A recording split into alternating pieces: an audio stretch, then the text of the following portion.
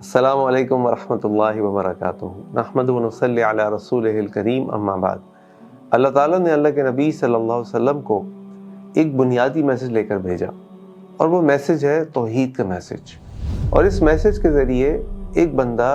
اپنے رب سے اپنے تعلق کو اور رب کی مخلوقات سے اپنے تعلق کو بہتر سے بہتر بناتا ہے، اس کو اس کے صحیح مقام پہ رکھتا ہے۔ اب سوال ہی پیدا ہوتا ہے کہ جب بندے نے اللہ تعالیٰ کی اس توحید کے پیغام کو دنیا کے لوگوں تک پہنچانا ہے تو یقیناً اس کو دنیا کے لوگوں کے ساتھ بھی ایک بہترین ریلیشن شپ قائم کرنا پڑے گا، اور اس کے لیے بھی ہمارے لیے اللہ کے نبی صلی اللہ علیہ وسلم ایک بہترین مثال ہے۔ اللہ تعالیٰ قرآن میں نبی کریم صلی اللہ علیہ وسلم کے بارے میں فرماتے ہیں وَإِنَّكَ لَعَلَىٰ خُلُقٍ عَظِيمٍ، کہ بے شک نبی کریم صلی اللہ علیہ وسلم اخلاق کے اعلیٰ ترین درجے پر فائز ہیں۔ ہم اخلاق صرف اس معنی میں لیتے ہیں کہ اخلاق کا مطلب ہے کہ آپ نے جھوٹ نہیں بولنا، آپ نے غیبت نہیں کرنی، آپ نے گالی نہیں دینی، اور بالکل صحیح بات ہے، یہی سب چیزیں اخلاق کے اندر شامل ہیں۔ لیکن اخلاق صرف ان چیزوں کا نام نہیں ہے، اخلاق کے اندر ادب و آداب بھی شامل ہیں۔ اور ادب و آداب سے کیا مراد ہے؟ ادب و آداب سے مراد یہ ہے کہ جب آپ بڑوں کے سامنے جائیں تو ان کی عزت و اکرام کریں، آپ بچوں کے ساتھ بات کریں تو شفقت کے ساتھ پیش آئیں، کہیں آپ سفر پہ جا رہے ہیں، کسی جگہ آپ لائن میں کھڑے ہیں تو اپنی لائن میں کھڑے رہیں، نہ یہ کہ آپ لوگوں کے حقوق کو پامال کرتے ہوئے کسی طریقے سے لائن سے آگے نکل کر آگے چلے جائیں۔ آج سے کوئی 6-7 سال پہلے میں تھائی لینڈ گیا، اور میں نے بینکاک کے ایک ہوٹل میں کوئی 51 فلور پہ کمرہ لیا۔ مجھے بڑا شوق ہے اونچی جگہوں پہ رہنے کا، تو میں نے وہاں پہ جب صبح میں اٹھ جاتا، اس کے بعد میں کھڑکی کے بعد تھوڑی دیر جا کر بیٹھتا، اور میں کھڑکی سے نیچے کے منظر کو دیکھتا۔ بینکاک کا ٹریفک دنیا بھر میں مشہور ہے کہ بینکاک میں بہت زیادہ ٹریفک ہوتا ہے۔ تو میں جب اپنی اس کمرے کی کھڑکی سے نیچے دیکھ رہا تھا تو میں نے دیکھا کہ ٹریفک جیم ہے اور بے انتہا گاڑیاں کھڑی ہوئی ہیں، لیکن میں کافی دیر تک دیکھتا رہا، کوئی گاڑی ایسی نہیں ہوئی کہ میں نے دیکھا کہ اس اپنی لین کو بیچ میں سے وائلیٹ کیا اور ادھر گئی ادھر گئی اور آگے نکلنے کی کوشش کی۔ ہر تھوڑی دیر کے بعد سگنل کھلتا، 25-30 گاڑیاں آگے بڑھتی، اس کے بعد پھر سگنل بند ہو جاتا، پھر سب اپنی جگہ کھڑے ہو جاتے۔ میں سوچتا رہا کہ یہ ادب آداب ان کو کس نے سکھائیں؟ تو پتہ یہ چلا کہ ادب آداب انسانوں کو اللہ کے نبی صلی اللہ علیہ وسلم نے سکھائیں، کیونکہ تو ہم جانتے ہیں کہ جس زمانے میں نبی کریم صلی اللہ علیہ وسلم کو اللہ تعالیٰ نے پیدا فرمایا، اس زمانے میں جنگیں کس بات پر ہوتی تھی کہ تم نے اپنے جانور کو میرے جانور سے آگے کیوں بڑھایا؟ میرا قبیلہ تم سے اعلیٰ افضل ہے، میں اپنے قبیلے میں تم سے اعلیٰ افضل ہوں، تمہارا جانور تمہاری سواری مجھ سے آگے کیسے بڑھ گئی؟ نہیں، جو جس کا حق ہے اس کو دو، اور یہ بھی ادب آداب میں شامل ہے۔ ہم مسجد میں جب داخل ہو رہے ہوتے ہیں تو واللہ ایسا لگتا ہے بعض اوقات کہ اس مسجد کے اندر داخل جو لوگ ہوئے ہیں نا، وہ کسی ہنگامے کے بعد داخل ہوئے۔ پوچھے کیوں؟ اس لیے کہ جس طریقے سے ان کے چپل پڑے ہوتے ہیں، ایک چپل ادھر، ایک چپل ادھر، ایک چپل ٹیڑھا، ایک چپل ایسا، یہ سب کیا ہے؟ یہ ادب ہے، یہ آداب ہے کہ آپ اگر مسجد جا رہے ہیں، کسی بھی جگہ آپ جا رہے ہیں تو اپنے چپلوں کو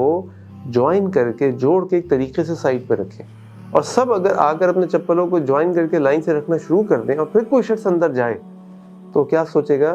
کہ یہ بڑے ادب و آداب والے لوگ ہیں جو اپنے اللہ کی عبادت کر رہے ہیں، اپنے اللہ کے گھر میں آئے ہیں۔ یہ سب ادب و آداب کا معاملہ ہے۔ آپ کھانے پینے کا معاملہ لے لیجئے، ہم سب جانتے ہیں کہ اللہ کے نبی صلی اللہ علیہ وسلم کیا اس بارے میں کتنی تاکید ہے کہ اگر تمہارے کھانے کی کوئی چیز زمین پہ گر جائے تو تم اس کو بھی اٹھا کر کھا لو، صاف کرو، اس کو کھا لو، کیونکہ تمہیں نہیں معلوم تمہارے کھانے کے کس حصے میں اللہ نے برکت رکھی ہے۔ اللہ تعالیٰ قرآن میں فرماتے ہیں ثم لتسألن یومئذ عن النعیم، تم سے لازماً قیامت والے دن نعمتوں کے بارے میں سوال کیا جائے گا۔ تو اگر ہم کھانا کھا رہے ہیں اور کھانا کھانے کے بعد اپنے کھانے کو پلیٹ میں چھوڑ دیں، آدھے کھانے کو پلیٹ میں چھوڑ دیں، تو آپ سوچیے کہ ہمارے ملک کے اندر اس وقت کتنی انفلیشن ہے، کتنی مہنگائی ہے، کتنے لوگ بھوکے مر رہے ہیں، اور یہ کھانا جو ہم ضائع کر دیتے ہیں، یہ کھانے کی اللہ کے ہاں کتنی قدر و قیمت ہوگی، اور کسی بھوکے شخص کے لیے کتنی بڑی نعمت ہوگی۔ اسی طریقے سے ہم گاڑی چلا رہے ہوتے ہیں، ہم رانگ وے چلے جاتے ہیں، ہم سگنل توڑ دیتے ہیں، یہ سب ادب و آداب ہے، اور یہ ایک مسلمان کی زندگی کا حصہ ہے۔ یاد رکھیں کہ اگر آپ نے اللہ کے دین کے میسج کو آگے پہنچانا ہے تو جب لوگ آپ کی ظاہری حالت کو دیکھیں گے، آپ کے ادب و آداب کو دیکھیں گے، تو ہی لوگ آپ کے قریب آئیں گے۔ لیکن اگر لوگ آپ کو بدتمیز پائیں گے، بے ادب پائیں گے، تو آپ کے قریب نہیں آئیں گے۔ ہم دیکھتے ہیں کہ ہمارے سلف صالحین کا اس بارے میں کیا معاملہ تھا۔ امام مالک رحمہ اللہ کی والدہ جب ان کو تیار کر کے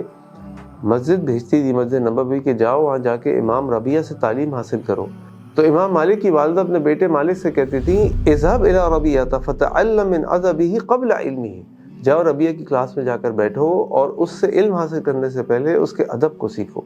امام احمد رحمہ اللہ کے بارے میں آتا ہے کہ جب وہ کلاس پڑھا رہے ہوتے تھے تو 5000 کے قریب لوگ وہاں بیٹھے ہوتے تھے، اور ان کے کچھ شاگرد بیان کرتے ہیں کہ 500 لوگ تو ان سے علم حدیث سیکھ رہے ہوتے تھے اور لکھ رہے ہوتے تھے،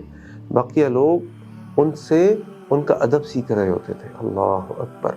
تو یہ ادب و آداب اتنی اہم چیز ہے، قرآن کی اتنی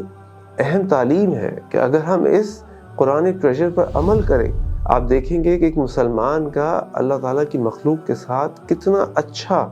ریلیشن شپ بن سکتا ہے، اور پھر جب ان کے سامنے وہ اللہ کی دین کی دعوت کو پیش کرے گا، جب وہ ایک اچھے مسلمان کے طور پر ان کے سامنے آئے گا تو لازماً وہ اسلام کی طرف متوجہ ہوں گے، وہ لازماً اس کے قریب ہوں گے، اس کے قریب ہو کر اس سے اللہ، اس کے رسول صلی اللہ علیہ وسلم کی باتوں کو سیکھنے اور سمجھنے کی کوشش کریں گے۔ اور آخر میں اپنی بات ختم کرتے ہوئے آپ کے سامنے حضرت علی رضی اللہ عنہ کا ایک قول جو ان سے منسوب آپ کے سامنے پڑھتا ہوں، لیس الجمال باصفاب تزیننا ان الجمال جمال العقل والادب